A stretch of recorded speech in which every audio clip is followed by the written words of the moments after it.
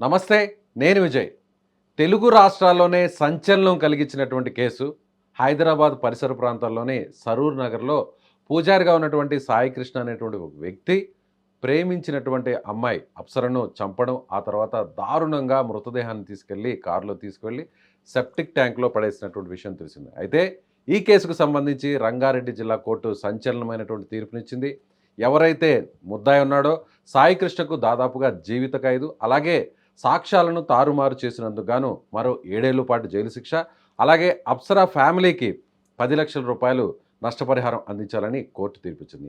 దీని గురించి మాట్లాడదాం. మనతో పాటు ఉన్నారు సీనియర్ హైకోర్టు అడ్వకేట్ పూజారి నాగేశ్వరరావు గారు. సరే, ఈ తీర్పుని ఎలా చూడాలంటారు?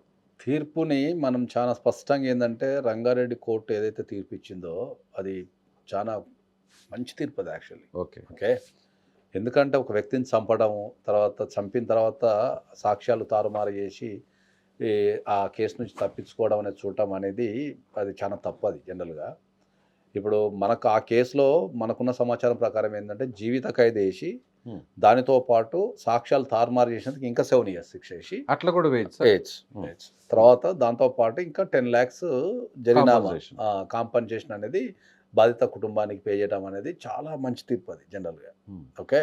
సో మనకు ఎప్పుడైతే నేరాలు జరిగినప్పుడు అన్ని ఛానల్స్లో దాని గురించి గంటలు గంటలు మనము చెప్తున్నారు, కానీ ఇట్లాంటి శిక్షలు పడ్డప్పుడు మాత్రం దాన్ని కంటిన్యూస్గా ఎక్కడ చెప్పడం లేదు. బాగా హైలైట్ చేయాలి. ఎందుకంటే నేరాల తీవ్రత తగ్గించాలి అంటే కోర్టులకు ఎంత ప్రాధాన్యత ఉందో మీడియాకు కూడా అంతే ప్రాధాన్యత ఉంది. ఇటువంటి సంఘటనలు పడ్డప్పుడు దాన్ని మీరు 1-2 రోజులు కంటిన్యూస్గా కనుక ప్లే చేయగలిగితే ప్రజల్లో అంటే ఎవరైతే ఈ నేర ప్రవృత్తి కలిగిన వ్యక్తులకి భయం గురవుతారు, అరే అని చెప్పేసి అలా చేస్తే మనకు కూడా అలా చేస్తే శిక్ష పడే అవకాశం ఉందని చెప్పేసి భయానికి గురవుతారు. సో ఒక వ్యక్తిని చంపడం అనేది మనం అత్యంత దారుణమైన విషయం అది. ఒకవేళ నీకు ఇప్పుడు పెళ్లి చేసుకోవాలని లేదనుకో, పెళ్లి చేసుకోవడం ఇష్టం లేదని చెప్పండి, సరిపోతుంది.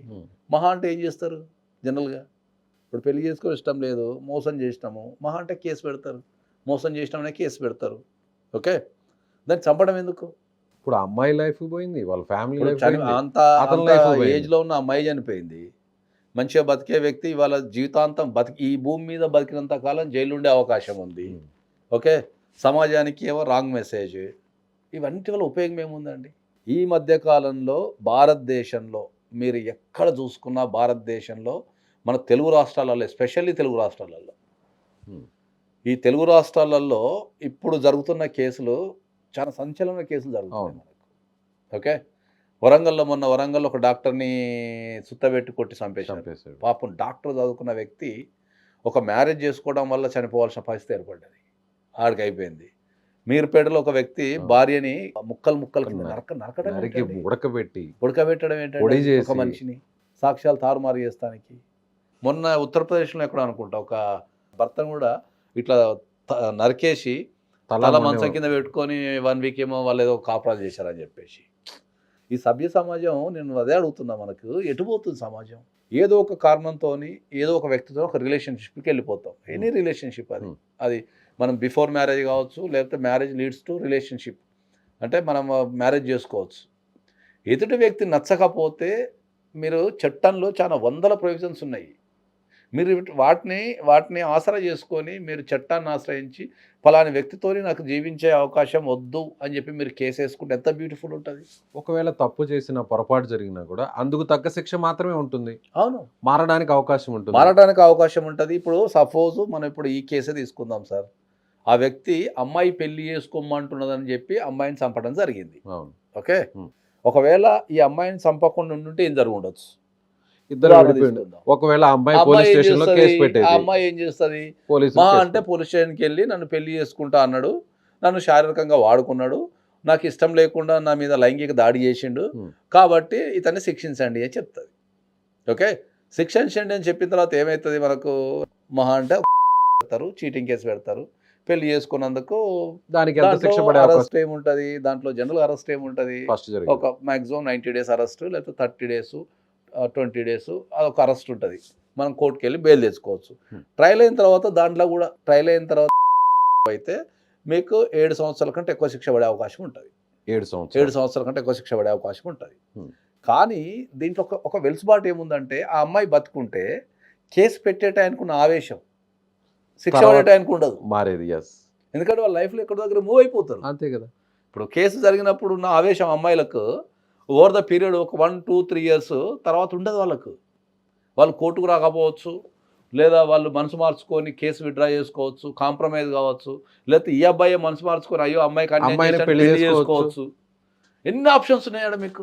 వాళ్ళిద్దరే కూర్చొని మాట్లాడుకొని విడిపోవచ్చు, ఫ్యామిలీస్ ఫ్యామిలీస్ మాట్లాడుకొని మాట్లాడుకొని విడిపోవచ్చు, లేకపోతే కౌన్సిలింగ్ తీసుకోవచ్చు. దాంట్లో ఎన్ని నెంబర్ ఆఫ్ ఆప్షన్స్ పెట్టుకొని ఎప్పుడైతే ఒక వ్యక్తి నీకు నచ్చకపోవడంతో నువ్వు ఎదుటి వ్యక్తిని చంపాలనుకోవడం అనేది ఎంత డేంజర్ అది.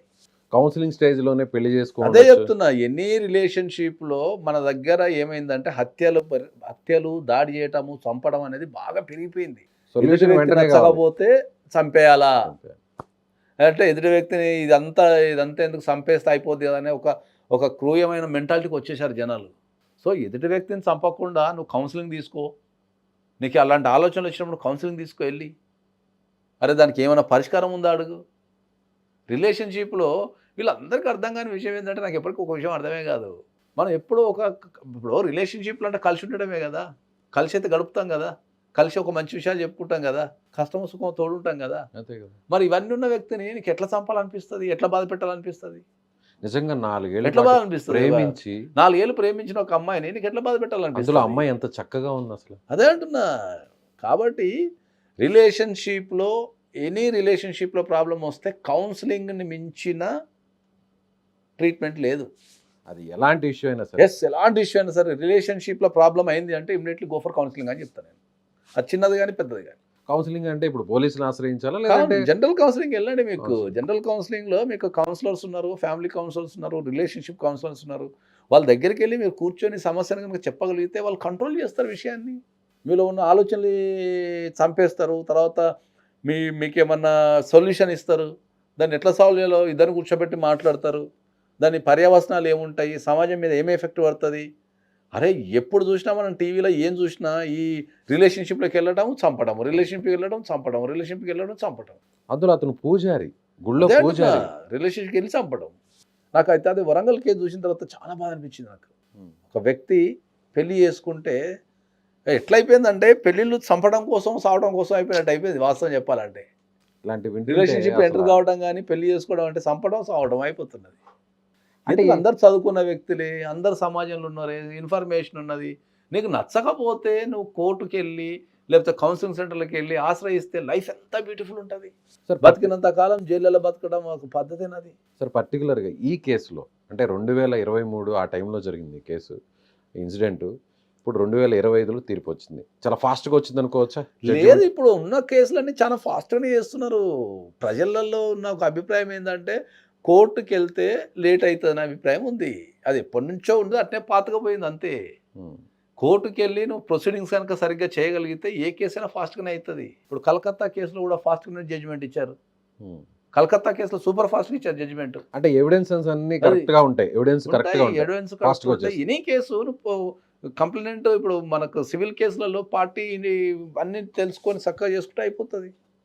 క్రిమినల్ కేసులు అంటే గవర్నమెంట్ ఇన్వాల్వ్మెంట్ ఉంటుంది. ఇప్పుడు నీకు ఎక్కడైనా కూడా ఫాస్ట్ ట్రాక్ కోర్టులే. సార్ రీసెంట్గా కోర్టు తీర్పులు అంటే ఇష్యూ జరిగిన వెంటనే ఫాస్ట్గా కూడా తీర్పులు ఇస్తున్నాయి. రీసెంట్గా ప్రణయ్ హత్య కేసులో కూడా ఎవరైతే నిందితులు ఉన్నారో వారికి సంబంధించి కూడా ఉరిశిక్ష వేయడం కూడా జరిగింది. ఇప్పుడు రీసెంట్గా జీవిత ఖైదు. కోర్టులు కూడా ఇప్పుడు త్వరగా ఫాస్ట్గా తీర్పులు ఇస్తున్నాయి అనుకోవచ్చా? జస్ట్ డెఫినెట్లీ అదే ఇంతసేపు చెప్పింది మీకు. డెఫినెట్లీ కోర్టులు చాలా స్పీడ్గా స్పందిస్తున్నాయి. కోర్టుల పని చాలా వేగవంతంగా ఉంది. తీర్పులు కూడా ఇస్తున్నాయి, మంచి మంచి తీర్పులు ఇస్తున్నాయి. ఇప్పుడు ప్రణయ్ హత్య కేసులో కూడా ఉన్న వాళ్ళందరికీ జీవిత ఖైదు, మెయిన్ పర్సన్కి వచ్చేసి మీకు ఉరిశిక్ష విధించడం జరిగింది. ఈ తీర్పుల వలన సమాజంలో మార్పు రావాలి కదా. మార్పు రావాలంటే మీలాంటి మీడియా సంస్థలు కంపల్సరీ వాటిని మీరు ప్రమోట్ చేయాలా. ఇది జరిగితే ఇది జరిగింది, జీవితాలు నాశనం చేసుకోవద్దు, కౌన్సిలింగ్ తీసుకోవాలని చెప్పేసి మీరు ప్రమోట్ చేయగలగాల. ఎందుకంటే ఇప్పుడు యంగ్ జనరేషన్ కదా చనిపోయేది.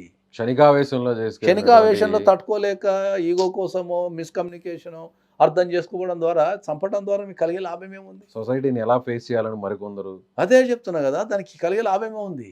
ఒక చిన్న తప్పు చట్టంలో ప్రతి దానికి ఒక ప్రయోజనం ఉంది సార్, ప్రతి దానికి ఒక ప్రయోజనం ఉంది. నీకు ఏ ఇబ్బంది వచ్చినా మీరు చట్టాన్ని ఆశ్రయించండి, మీకు డెఫినెట్లీ మీ లైఫ్ బ్యూటిఫుల్ ఉంటుంది. మీరు చట్టాన్ని చేతిలో తీసుకుంటే ఇట్లాంటి శిక్షలే పడతాయి. జీవితాలు మొత్తం తారుమారైపోతాయి. మీతో పాటు మిగతా అందరూ ఫ్యామిలీ మెంబర్స్ మొత్తం కూడా ఇబ్బంది పడతారు. ఫ్యామిలీ, సమాజం, ఎదుగుతున్న పిల్లలు టీవీ పెట్టినా ఏది పెట్టినా ఇవే వస్తుంటే వాళ్ళు ఏమనుకుంటారు, ఒక వ్యక్తిని చంపడం అంటే ఈజీ అయిపోయింది దేశంలో. సో ఇది ఒక స్వాగతించదగ్గ తీర్పు అనొచ్చు. డెఫినెట్లీ ఉమ్. డెఫినెట్లీ కోర్టు మంచిగా పనిచేసి మంచి తీర్పులు ఇస్తున్నాయి. డెఫినెట్లీ మనం దాన్ని కంపల్సరీ మనం అప్రిషియేట్ చేయాల్సిన అంశం ఇది.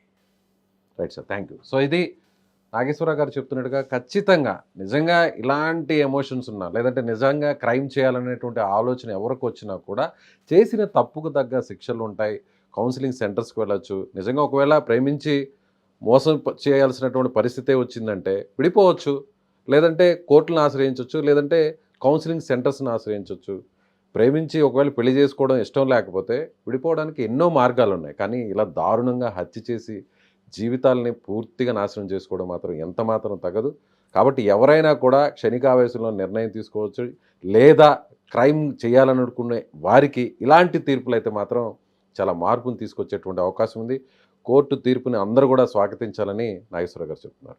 మీరేమనుకుంటున్నారు ఈ తీర్పు పట్ల? కామెంట్ చేయండి. Thank you so much.